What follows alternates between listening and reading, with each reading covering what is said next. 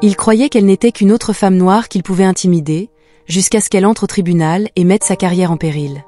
La route était presque déserte cette nuit-là, quelques voitures passaient devant leurs phares, rebondissant sur la chaussée mouillée. Les lampadaires clignotaient, projetant de longues ombres sur le tronçon d'autoroute à l'extérieur de Birmingham, en Alabama. Il était tard, un peu après 11 heures, l'heure où la plupart des gens souhaitaient simplement rentrer chez eux. Le commandant de gauche, René, conduisait depuis près de 2 heures. Ses doigts tambourinaient doucement contre le volant, suivant le rythme apaisant d'un vieux morceau de jazz diffusé dans les haut-parleurs. Elle n'était pas en uniforme, juste vêtue d'un simple pull noir et d'un jean, les cheveux tirés en arrière. Elle ne se distinguait pas, ou du moins c'était ce qu'elle pensait. Puis, elle aperçut les lumières dans son rétroviseur, rouge et bleu, clignotant, et son estomac se serra, non pas par peur, elle savait comment ces situations se déroulaient, mais par épuisement. Elle fit signe pour changer de voie, et glissa sa voiture sur le bas-côté. Elle gara le véhicule, prit une profonde inspiration, et plaça ses 2 mains là où elle pouvait être vue. Elle avait passé suffisamment de temps dans l'armée pour connaître la procédure. Une voiture de patrouille blanche s'arrêta juste derrière elle. L'officier prit son temps pour sortir. Lorsqu'il le fit enfin, il se déplaça comme un homme s'attendant à l'obéissance, ses lourdes bottes éraflant l'asphalte, une main posée sur sa ceinture, l'autre tenant une lampe de poche qui s'allumait à son approche. Elle tourna légèrement la tête, le regardant à travers le rétroviseur latéral. Le nom sur son badge capta la lumière, Brigg, permis et immatriculation. Pas de salutation, pas d'explication, sa voix était plate, répétée, impatiente. René croisa son regard dans le miroir, puis tendit lentement la main vers la boîte à gants pour en sortir ses documents. « Est-ce que j'allais trop vite, officier ?» demanda-t-elle d'une voix ferme. Brigg ne répondit pas immédiatement.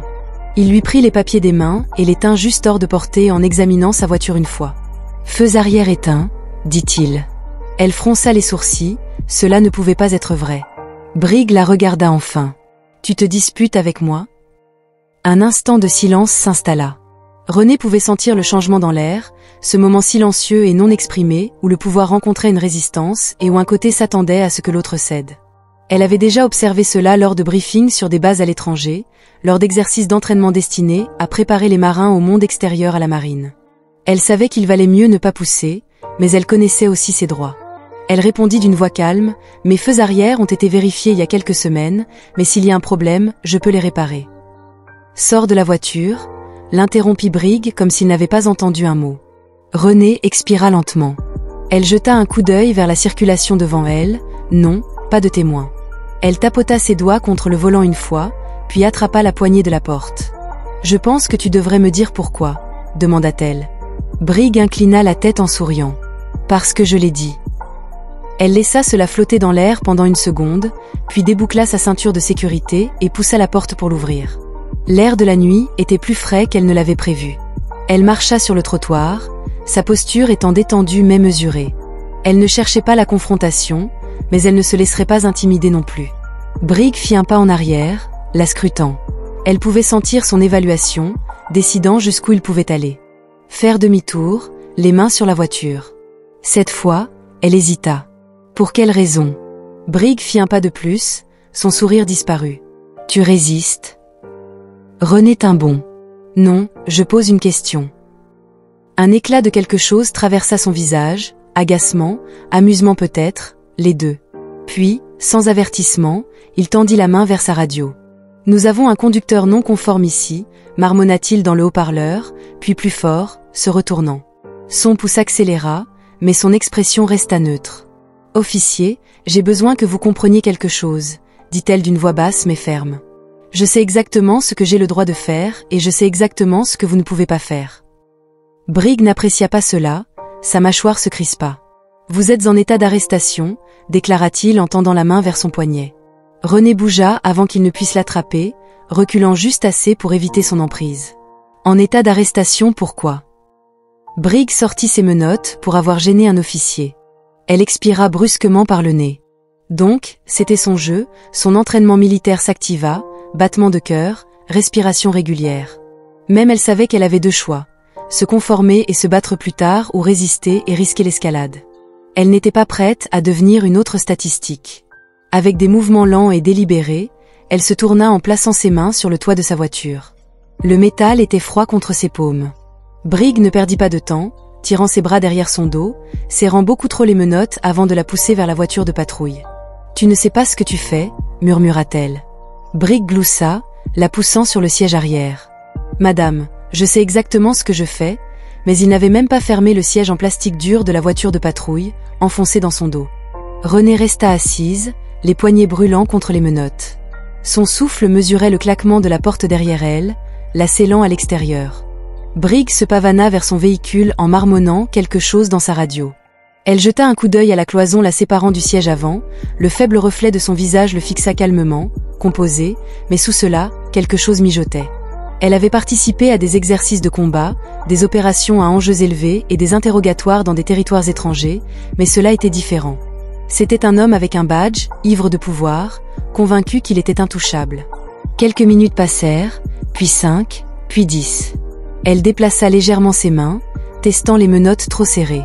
Il l'avait fait exprès. La portière côté conducteur s'ouvrit et Briggs se glissa à l'intérieur en sifflant. « Bien, eh bien ?» marmonna-t-il en tirant sa ceinture de sécurité sur sa poitrine. « Allons faire un petit tour. » Elle ne répondit pas. Il mit la voiture en marche, s'arrêta sur le bas-côté et reprit la route. La voiture de patrouille fit un bond en avant, les feux au plafond clignotant toujours. Elle pouvait voir le reflet du rouge et du bleu dans les rétroviseurs latéraux tachant la route derrière eux. « Tu sais, » dit Briggs après un moment, « la plupart des gens gardent le silence quand je leur demande de sortir. » Elle expira brusquement par le nez. Et la plupart des officiers n'arrêtent pas les gens pour avoir interrogé un contrôle routier. Briggs rit en secouant la tête. « Madame, vous devez vraiment penser que vous êtes quelqu'un d'important. » Elle le regarda à travers la vitre. « Je ne pense pas savoir. » Cela le fit s'arrêter juste une seconde. Ses jointures se fléchirent autour du volant, une lueur d'irritation traversa son extérieur suffisant, mais il avait vite dissimulé. « Vous les militaires ?» demanda-t-il, son ton ayant soudainement changé. Elle ne répondit pas. « Ouais, j'ai pensé, » continua-t-il, « tu as cette attitude qui dépasse le type LW. » Il sourit. « Je parie que tu pensais que je reculerais si tu la lançais, hein ?» Elle resta silencieuse. Briggs claqua la langue. « Honte, » réfléchit-il en secouant la tête. « Si tu avais juste gardé le silence, on aurait pu éviter tout ça. » Sa mâchoire se serra, l'audace comme si ses actions étaient en quelque sorte de sa faute. La station apparut devant un bâtiment trapu en briques grises juste à côté de la route principale. Le parking était presque vide, le traitement tard dans la nuit était lent et pour l'instant, il semblait qu'elle était la seule invitée. Briggs se gara sur une place réservée près de l'entrée, coupa le moteur et se retourna pour la regarder à travers la cloison. « Je dois dire que j'aime quand ils rendent les choses faciles », murmura-t-il. Avant qu'elle ne puisse répondre, il sortit de la voiture en claquant la porte derrière lui. Une seconde plus tard, sa porte s'ouvrit. « Lâche-toi », ordonna-t-il à Renée, lui tordant légèrement les poignets en sortant. Les menottes lui mordaient la peau, il ne les avait pas desserrées du tout. Elle garda la tête haute alors qu'il la conduisait à l'intérieur d'un bureau ressemblant à un tableau. Dans la zone de détention, l'odeur de vieux café et de sueur flottait dans l'air. Un banc en métal bordait le mur du fond, une porte en acier menant aux cellules juste au-delà. Briggs la détacha juste assez longtemps pour la pousser à travers la procédure. Empreinte digitale, photo d'identité, toute la routine. Les officiers derrière le bureau levèrent à peine les yeux, faisant juste le geste. Elle avait déjà vu ce genre d'indifférence auparavant, c'était le genre qui permettait aux hommes mauvais comme Briggs de prospérer. Quand ce fut fini, il attrapa à nouveau son poignet, la conduisant vers les cellules. « Tu penses que tu es intelligente, hein ?» marmonna-t-il dans sa barbe. Elle jeta un coup d'œil de côté. « Je n'ai pas à réfléchir. » Sa prise se resserra. Elle savait que cela l'agaçait. « Profite de ton séjour », ricana Briggs en la poussant vers la cellule. Renée se rattrapa avant de trébucher, elle se retourna et regarda les barreaux de métal se refermer entre eux. Briggs sourit de l'autre côté, tapotant légèrement les barreaux avec ses doigts avant de s'éloigner. La serrure s'enclencha. Elle prit une lente inspiration puis s'enfonça sur le banc. Le froid du métal pressa à travers son jean, la clouant au sol.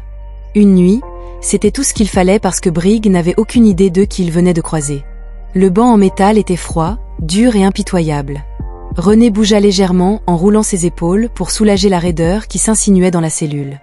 Il n'y avait pas grand-chose, juste 4 murs, une seule lumière vacillante et la faible odeur de vieille sueur et de désinfectant. Elle avait passé des nuits dans des conditions bien pires, dans des endroits où la menace n'était pas seulement l'inconfort mais un réel danger. Ce n'était rien, mais cela ne voulait pas dire qu'elle n'était pas en colère. À travers les barreaux, elle pouvait entendre le faible murmure des officiers qui parlaient à la réception, le frottement occasionnel des papiers, le cliquetis d'une tasse de café contre un bureau. Elle expira lentement et régulièrement, contrôlant sa respiration, contrôlant son esprit, une formation de base inculquée en elle bien avant même qu'elle ne pose le pied dans la flotte. Puis des pas lourds. Briggs. Elle savait que c'était lui avant même qu'il n'apparaisse. Sa foulée avait le même rythme arrogant d'un homme qui se croyait intouchable. Il apparut devant la cellule une seconde plus tard, les bras croisés sur sa poitrine, ce même sourire narquois plaqué sur son visage. Elle ne répondit pas. Il pencha la tête, se rapprochant des barreaux. Tu sais que si tu avais juste joué le jeu, tu ne serais pas ici en ce moment. Elle laissa un lent sourire se dessiner au coin de ses lèvres. Oh, je suis exactement là où je dois être. Briggs, avec un sourire narquois, hésita juste une seconde, un éclat de quelque chose dans ses yeux, agacement, incertitude. Il le couvrit rapidement, se moquant alors qu'il regardait vers la zone de détention vide. Personne ne viendra vous chercher ce soir, madame, il haussa les épaules. Je suppose que cela signifie que vous aurez le temps de réfléchir à cette attitude. René le regarda simplement, impassible, imperturbable. Briggs se pencha légèrement. Voici le truc, il continua à baisser la voix. Les gens comme vous pensent que les règles ne s'appliquent pas. Vous pensez qu'un peu de confiance suffit pour sortir des ennuis. Elle le laissa parler, le laissant divaguer. Ça n'avait pas d'importance parce qu'il ne savait pas ce qui allait arriver. Et puis, comme si sur commande, un autre officier s'approcha du couloir, un jeune homme probablement dans la vingtaine vêtu d'un uniforme standard. Il s'arrêta à quelques mètres, tenant un presse-papier. Sergent, la voix de l'officier portait juste un soupçon d'incertitude. Nous avons reçu un appel. Briggs lui jeta à peine un coup d'œil et l'officier hésita, se déplaçant sur ses pieds. Et je pense que vous devez voir ça. Briggs fronça les sourcils puis lança un dernier regard à René avant de s'éloigner. Elle se rassit, écoutant la conversation. C'était étouffé, mais elle saisit des bribes. Quelque chose à propos d'un avocat, un appel de plus haut, des questions sur la raison pour laquelle elle était détenue. La voix de Briggs devint plus basse, aiguë et agacée. Le jeune officier bégaya quelque chose en réponse, mais quoi que ce soit, cela ne semblait pas le rendre heureux. Puis de nouveaux pas lourds. Briggs revint en force, la mâchoire serrée, les mains serrées en poing à ses côtés. Son sourire narquois avait disparu. « Qu'est-ce que tu as fait ?» René s'était penché en avant en posant ses coudes sur ses genoux. « Je n'ai rien fait. » Elle avait légèrement incliné la tête. « Mais les gens parlent et certains d'entre nous ont des amis très haut placés. » Le visage de Briggs s'assombrit. Elle pouvait le voir maintenant, ce moment de réalisation rampant, le changement de pouvoir. Il n'avait plus le contrôle. Il tourna les talons, marmonnant quelque chose à voix basse et disparut dans le couloir. René expira. Ce ne serait pas long maintenant, et quand la vérité éclaterait, Briggs allait regretter chaque décision qui l'avait conduit ici. Les lumières du matin se répandirent à travers les fenêtres étroites du palais de justice, projetant de longues traînées sur les sols polis. L'air à l'intérieur était frais, le genre de froid qui s'installait au plus profond de vos os si vous restiez assis trop longtemps. René se tenait près de la table de l'accusé, sa posture détendue mais son regard vif.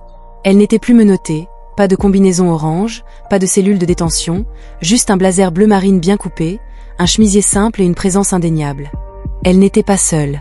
À côté d'elle, son avocat Whitman feuilletait une pile de papier, levant à peine les yeux alors que les gens entraient au compte-gouttes dans la salle d'audience. La femme était efficace, méthodique, sans mouvements inutiles ni bavardage. René apprécia que les lourdes portes en bois au fond de la salle d'audience s'ouvrent. Briggs entra. Il se tenait toujours comme s'il était le propriétaire de la pièce, épaules carrées, menton légèrement levé, mais il y avait une différence maintenant. Une raideur dans sa démarche, un éclat de quelque chose dans son expression qui n'était pas là auparavant. Il n'était plus aussi sûr de lui. René attira son attention, mais il détourna le regard. Puis le juge entra et la salle se tut. Le juge Alan Kirkland, un homme d'un certain âge avec une expression fatiguée, ajusta ses lunettes en prenant place. Il ne perdit pas de temps. « D'accord », soupira-t-il, en feuilletant les dossiers. « Passons au vif du sujet. » Le procureur, un homme d'âge moyen aux cheveux soigneusement coiffés, se racla la gorge. « Votre honneur, nous avons des raisons de croire que le défendeur, le lieutenant-commandant René Dawson, a été illégalement détenu sans motif valable. De plus, de nouvelles informations suggèrent un schéma de mauvaise conduite impliquant l'officier qui a procédé à l'arrestation, le sergent Daniel Briggs. » Un murmure parcourut la salle. Briggs se redressa sur son siège, la mâchoire serrée. Le juge le regarda par-dessus ses lunettes. Sergent Briggs, pouvez-vous expliquer? Briggs se pencha en avant, s'éclaircissant la gorge. Votre honneur, le défendeur n'a pas coopéré lors d'un contrôle routier de routine. Le procureur l'interrompit. Peu coopératif. Il se retourna en soulevant un document de la table. Le dossier du lieutenant-commandant Dawson montre une carrière militaire distinguée, diplômé de l'Académie navale, avec de multiples félicitations, aucun antécédent criminel et aucune citation exceptionnelle. Me dites-vous que malgré tout cela, elle représentait une telle menace que vous avez dû l'arrêter pour un feu arrière défectueux? Briggs ouvrit la bouche puis la referma. Le silence s'étira. Le procureur continua à feuilleter ses papiers. En outre, un examen interne de votre historique d'arrestation révèle un nombre disproportionné de contrôles routiers impliquant des conducteurs noirs dans ce district. Les murmures s'intensifièrent.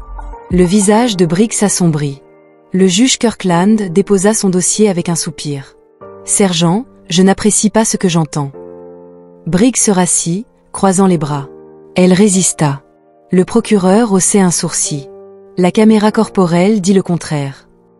Une nouvelle vague de bruit se propagea dans la salle. Briggs regarda le juge, soudainement sur la défensive. Je suivais la procédure standard. Le juge Kirkland n'y croyait pas. Il jeta un coup d'œil vers le banc. Diffusons les images. Un écran s'abaissa à l'avant de la salle d'audience. Une vidéo commença à jouer. Renée ne se retourna pas pour regarder, elle avait déjà vécu la scène. Briggs aboyant des ordres, sa voix calme, l'escalade inutile, la manière suffisante avec laquelle il resserrait les menottes. La salle resta silencieuse lorsque la séquence se termina. Le juge Kirkland se pencha en avant, les doigts entrelacés. « Sergent Briggs, vous avez violé le protocole. Vous avez procédé à une arrestation illégale et vous n'avez pas rapporté tous les détails dans votre déclaration initiale. » Briggs ouvrit la bouche, mais le juge n'avait pas fini. « Les accusations contre le lieutenant-commandant Dawson sont par la présente rejetées. Son cas est clos, et je recommande fortement une enquête interne sur la conduite du sergent Briggs. » La tension dans la salle éclata comme un élastique tendu. Briggs avait l'air d'avoir reçu un coup de poing dans le ventre. Son visage devint rouge, les mains serrées en poing à ses côtés. Renée expira lentement, contrôlée. Elle n'avait jamais eu de doute alors qu'elle se levait pour rassembler ses affaires. Elle jeta un dernier regard vers Briggs, une dernière fois que leurs yeux se croisèrent. Aucun mot n'avait été échangé, et il n'en avait pas besoin, car cette fois, ce n'était pas elle qui devait se battre pour sa réputation. Briggs était énervé. Il quitta la salle d'audience en claquant la porte, ses pas lourds résonnant dans les couloirs polis. Son visage était tendu, sa mâchoire serrée. Il pouvait sentir les regards sur lui, ceux des autres officiers, du personnel du tribunal, même des journalistes qui s'étaient présentés après que la nouvelle de l'affaire se soit répandue. Il n'était pas habitué à cela.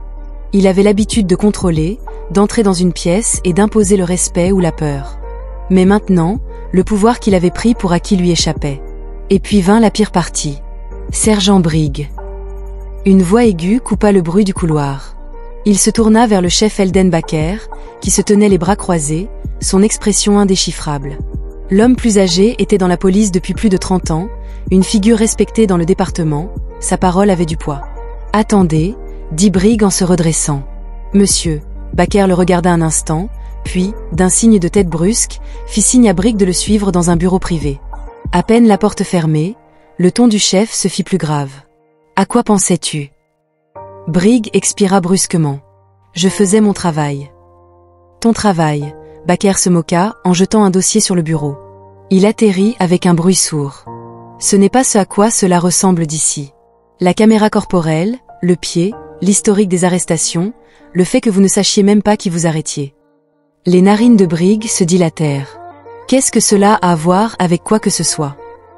Baker se pencha en avant, sa voix calme mais tranchante. Ce n'était pas une femme au hasard, c'était un officier de haut rang de la marine. Vous pensez que cela va simplement disparaître? Briggs détourna le regard en grimaçant. Elle était irrespectueuse, elle vous a interrogé. Baker l'interrompit. Ce n'est pas un crime. Briggs se moqua en secouant la tête. Tu ne comprends pas les gens comme ça. L'expression du chef s'était durcie. Les gens comme quoi? Briggs se tut. Il déglutit mais ne dit rien. Baker soupira en se frottant le front. Le procureur examine chacun de vos dossiers des 5 dernières années. Vous avez été signalé pour profilage racial et soyez assuré que ce département ne vous soutiendra pas. Brig sentit son estomac se tordre. Qu'est-ce que cela signifie? Baker se redressa. Cela signifie que vous êtes suspendu immédiatement à partir de maintenant. Les affaires internes enquêtent, et s'ils trouvent ce que je pense qu'ils vont trouver. Il secoua la tête. Ta carrière est terminée. Les mots frappèrent Brig comme un coup de poing dans le ventre. Son visage brûla. C'est du n'importe quoi. Baker leva la main. Ne termine pas cette phrase. Sa voix était glaciale. Et si j'étais toi, je chercherais un avocat. Brig se tenait là, les poings serrés à ses côtés, son monde s'effondrant en temps réel. Et pour la première fois de sa carrière, il réalisa qu'il n'était pas intouchable. De l'autre côté de la ville, Renée était assise dans un café tranquille, remuant une tasse de café tout en consultant son téléphone. L'affaire avait déjà fait la une des journaux, les images étaient devenues virales, le commandant de gauche arrêté à tort, l'officier faisant l'objet d'une enquête. Elle n'était pas surprise. Elle avait su dès l'instant où elle était sortie de sa voiture ce soir-là comment cela se passerait. Elle avait déjà vu des hommes comme Brig, arrogants et prétentieux, habitués à contourner la loi à leur avantage. Mais cette fois, il avait perdu. Son téléphone sonna, un message de son avocat. Brig a été suspendu, il pourrait faire face à des accusations. Renée prit une gorgée lente de son café. Elle jeta un coup d'œil par la fenêtre, observant la ville s'agiter autour d'elle. Le combat n'était pas terminé, ni pour elle ni pour les personnes que Brig avait probablement blessées auparavant. Mais aujourd'hui, c'était une victoire. L'air frais de l'après-midi portait l'odeur de la pluie alors que Renée sortait du café. Le poids des dernières 24 heures aurait dû peser sur ses épaules, mais ce n'était pas le cas. Elle marchait avec la même confiance qu'elle avait toujours, la tête haute et les pas assurés. Son téléphone sonna à nouveau. Cette fois, c'était un numéro qu'elle reconnaissait. Elle soupira puis répondit. « Capitaine, lieutenant-commandant. » La voix familière la salua. « Je suppose que vous avez vu les nouvelles. » Elle marqua une pause. « Alors, comment vous sentez-vous » Renée jeta un coup d'œil à son reflet dans la vitrine d'un magasin voisin. Elle ne voyait aucun signe de défaite, aucune fissure dans son calme. « J'ai l'impression d'avoir fait exactement ce que j'étais censée faire, » répondit-elle. La voix du capitaine s'adoucit. « C'est ce que je pensais que tu dirais. » Une pause. Le ministère de la Défense s'est intéressé à ton cas. Ne sois pas surprise s'il te demande d'en parler. Renée expira par le nez. Je ne suis pas sûre d'être intéressée à faire la une. Tu l'es déjà, répliqua le capitaine. Et que cela te plaise ou non, ce qui t'est arrivé est le reflet de quelque chose de plus grand. Elle savait qu'elle avait toujours su que Brig n'était pas un cas isolé. Il faisait partie d'un système qui avait permis à des officiers comme lui d'opérer sans contrôle pendant des années. Ce n'était pas seulement à propos d'elle, il s'agissait des dizaines, peut-être même des centaines de personnes qui avaient été à sa place mais n'avaient pas le rang, l'équipe juridique ou la voix pour se défendre. Renée s'appuya contre un lampadaire en observant la circulation passer. « Ce n'est pas la première fois que quelque chose comme ça se produit, » dit-elle, « et ce ne sera pas la dernière. » « Non, » acquiesça le capitaine, « mais c'est la première fois que Brig fait face aux conséquences, et c'est grâce à toi. » Renée ferma les yeux un instant, laissant ces mots résonner en elle. Elle ne recula pas quand Brig l'arrêta, pas quand il essaya de l'intimider, pas même quand les menottes se resserrèrent autour de ses poignets, pas même lorsqu'elle passa la nuit derrière les barreaux, sachant très bien que les dés étaient pipés contre elle. Elle était restée ferme et maintenant elle avait gagné. Le capitaine s'éclaircit la gorge. « Une dernière chose, » ajouta-t-il, « vous pourriez recevoir un appel du bureau du maire. » Les sourcils de Renée se levèrent. « Oh, on dirait qu'ils veulent vous féliciter pour avoir géré la situation avec professionnalisme et grâce. » Elle esquissa un sourire narquois. « C'est ironique. » Le capitaine rit. « Allez-vous l'accepter » Renée réfléchit un instant puis haussa les épaules. « Je vais y réfléchir. » Elle raccrocha et remit son téléphone dans sa poche. De l'autre côté de la rue, une mère marchait avec son jeune fils, sa petite main serrée autour de la sienne. Il riait de quelque chose, insouciant et plein de vie. Renée les observa un instant, la prochaine génération. Elle s'était battue pour elle-même, oui, mais elle s'était aussi battue pour lui, pour chaque garçon et chaque fille noire qui méritait de grandir dans un monde où des hommes comme Brig ne pouvaient pas manier leurs badges comme des armes. Elle prit une profonde inspiration puis s'éloigna, ses pas fermes et son objectif clair, car ce combat n'était pas seulement le sien, il n'avait jamais eu lieu. Le pouvoir incontrôlé est un abus de pouvoir et la seule façon de changer le système est de le tenir responsable. Ce qui était arrivé à Renée arrive à des gens tous les jours. Des gens qui n'ont pas le privilège d'avoir des relations hiérarchiques ou des preuves pour les soutenir. C'est pourquoi il est important de s'exprimer pour exiger des changements, de refuser de garder le silence. Si cette histoire vous a fait réfléchir, partagez-la. Si elle vous a mis en colère, parlez-en. Et si elle vous a fait réaliser tout le travail qu'il reste à faire. Restez engagés, car le vrai changement commence par de vraies conversations.